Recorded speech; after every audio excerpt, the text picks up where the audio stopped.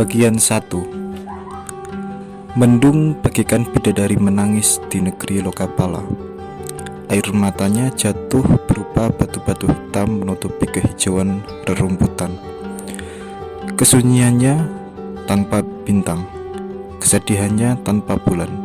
Malamnya berhias dengan ratapan awan-awan tebal. Nak, kenapa kau tatap langit dalam kedinginan? Tanya Begawan Wisrawa.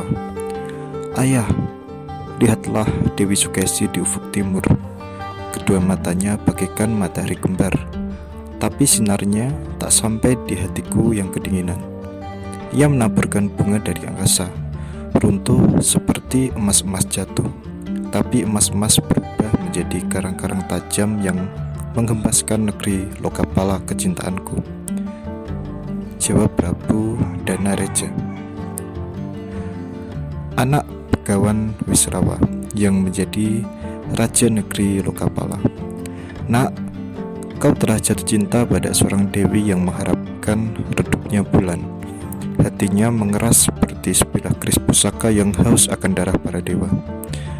Di pangkuanku, pertiwi dipeluknya dalam kedamaian, kata Begawan Wisrawa. Tapi ayah, hatinya menyulam cinta dengan benang-benang yang belum didapatkannya. Kau tahu ayah, darah pun akan kuberikan supaya sulamannya cepat menjadi taman yang penuh dengan bunga-bungaan. Jawab Prabu Donorjo. Begawan Wisrawa menundukkan kepalanya. Ia tahu asmara anaknya lah yang menyebabkan negeri Lokapala dirundung muram. Asmara Prabu Donorjo yang belum terpuaskan mengakibatkan alam bermalasan dalam kesedihan, sehingga tanah-tanahnya menjadi gersang. Kesuburan dan kehijauannya berubah menjadi kekeringan dan rakyatnya kurang makan. Nak, tak perlu kau bayar cinta dengan darah. Aku tahu kini negeri Alengka sedang mengadakan sayembara. Siapa dapat mengalahkan Arya Jambu Mangli, paman Dewi Sukesi? Dialah yang berhak memperoleh gadis yang keelokannya bagaikan Batari Ratih itu. Tapi nak, aku adalah sahabat karib Prabu Sumali, Raja Alengka, ayah Dewi Sukesi. Bersama dia, dulu ku mengembara mengitari jurang dan hutan-hutan. Jurang dan hutan-hutan itu akan menangis, nak, kalau aku mesti memusuhi negeri Alengka. Izinkan aku untuk meminta Dewi Sukesi kepada Prabu Sumali tanpa pertumpahan darah. Hari ini juga aku akan berangkat ke Alengka, kata Begawan Wisrawa. Prabu Danareja terdiam. Kebijaksanaan Begawan Wisrawa merayapi pikirannya berbarengan dengan datangnya malam berbintang-bintang. Ia tahu ayahnya akan segera dapat menaklukkan Dewi Sukesi yang menawarkan cinta dengan meminta redupnya rembulan. Malam makin larut.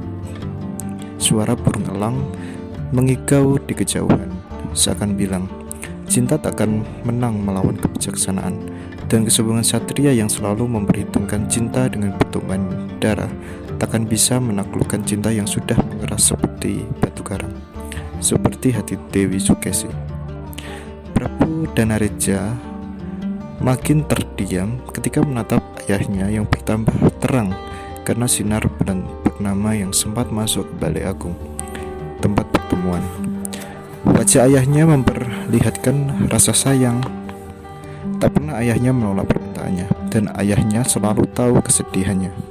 Kali ini ia datang ke Lokapala juga karena tahu anaknya sedang dirundung asmara. Ayah, ditutuplah. Malam tak akan sanggup menangguhkan kebijaksanaan ayah untuk berbuat menjadi kenyataan. Kapanpun juga, mari ayah, masuklah ke dalam keheningan, ajak Prabu Danareja. Malam menjadi penuh janji buat Prabu Danareja.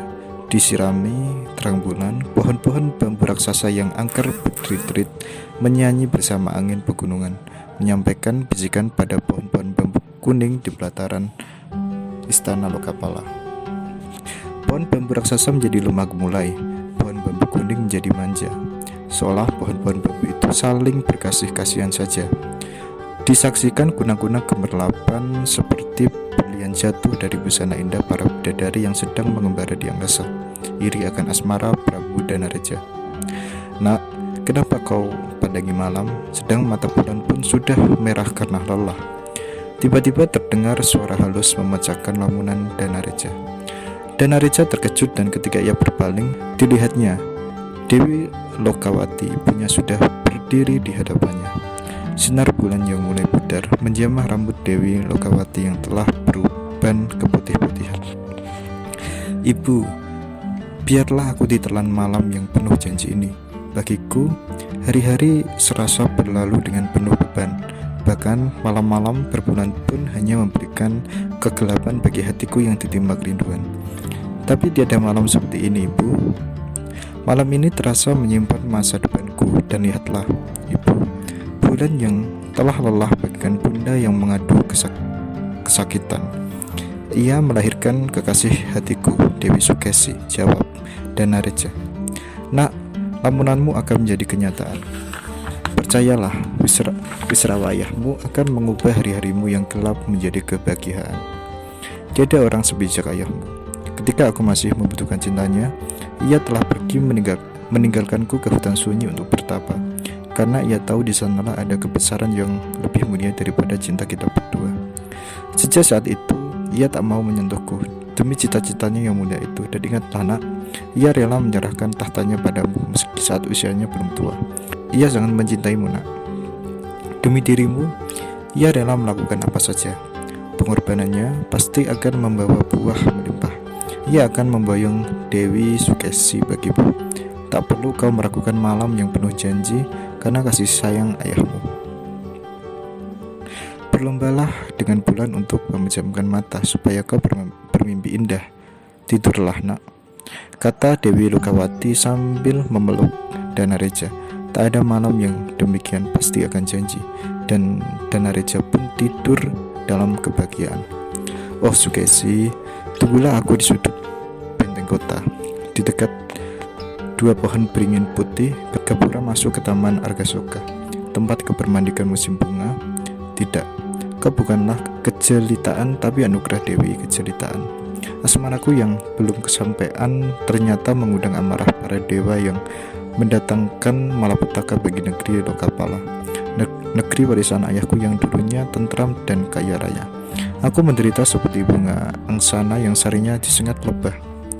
Tapi hatiku senantiasa bermain-main dalam kemanisan dan harapan untuk menemanimu mandi di taman Argasoka. Dan lihatlah, lalu dewa-dewa pun menarik murkanya, mengubah Lokapala menjadi taman Argasoka," kata Prabu Danareja dalam mimpinya. Waktu seakan tahu asmara Prabu Danareja. Sang surya membiarkan awan gelap menutupinya, sehingga fajar pun tak kunjung tiba. Mempersilakan Prabu Danareja relap dalam mimpi indahnya. Bunga Tanjung kelelahan karena berjumpa, maka embun pagi kecapaian membangunkannya, menyebabkan pagi tak berhiaskan kesejukan, sehingga hari masih seperti malam layaknya. Fajar pun datang, serasa amat tiba. Mata sang surya memerah dan mengualah cahayanya yang dahsyat. Burung kepodong berkicau di dahan pohon kanigara. Suaranya menyerupai senandung sebuah cinta.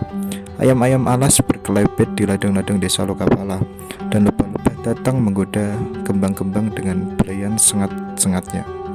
Alam semarak dan Prabu Danareja pun terjaga dari tidurnya. Dilihatnya, ayahnya Begawan Wisrawa sudah tiada lagi di pembaringannya.